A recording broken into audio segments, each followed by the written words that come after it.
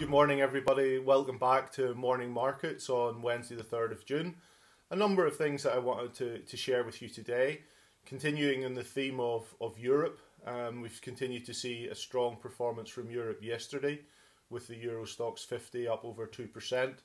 That was the strongest performing equity region yesterday across the globe. And that continues to build on the trend that we've been discussing earlier in the week and indeed over the past couple of weeks, where there has been an evidence of a broadening out of the improvement in risk assets. And by that I mean things like equities, high yield debt, emerging market debt. I think the other aspect that we were touching on is the continued weakness that we're seeing in the US dollar.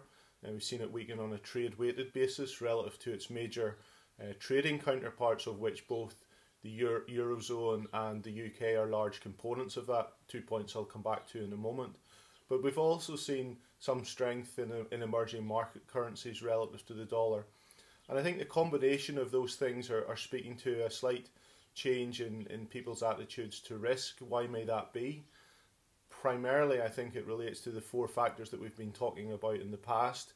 In this case, it relates to the broadening out of the economic reopening of economies, and that is coming through, and that's evident for us all to see as things try to return back to a more normal footing within economies.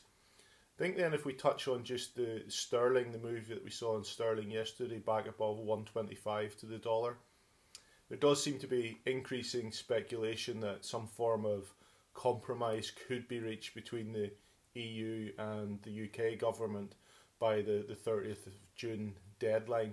That's just anecdotally from press reports and market reports that we've been picking up, but that again speaks to maybe some volatility to come in that, but it's interesting that is being discussed and we're seeing sterling respond to that. The other thing that we've been touching on over the past couple of weeks is the improvement in Europe, the improvement in the European equity markets that we've alluded to, the performance of the bond markets that we touched to, particularly the sovereign bond markets last week. And that's continued to build over the past number of days, primarily most evident in how the euro has performed against a majority of its other currencies or its trading partners, for want of a way to describe that. So euro strength is something that continues to bode well, I suppose, for how the European market is being perceived. But it does really increase the pressure to an extent on the ECB to deliver at their meeting tomorrow. And I think if they don't deliver on what's been suggested and has been discussed, we may see a bit of a reversal in that. So that's something that we're definitely watching tomorrow. Turning to other things that we touched on briefly this morning, we had the Caixin PMI from China, this time on services, and quite interesting this one to see that the reading came in above 50 at 55. That's the first time in 3 months that we've been above 50. It's all about the recovery in the domestic economy, however. The export area remains weak for the obvious reasons. And then we were just looking at Visa. Visa is a stock that we have exposure to in the portfolios.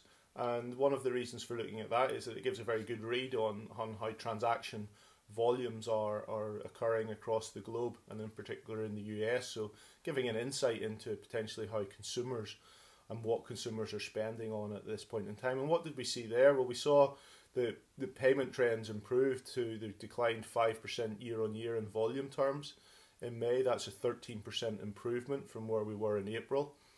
And within that, as you would expect, the main areas of expenditure do remain around food services, healthcare, pharmaceutical, etc. And then at the other end of the extreme were very significant declines in volume, indeed 40% to 70% declines in volumes, are things that relate to travel, the purchase of petrol, etc. So indications that on the margin things are starting to improve, and we're starting to see that coming through within some of the very high frequency or the more timely data that we can see, and Visa just provides an example of that.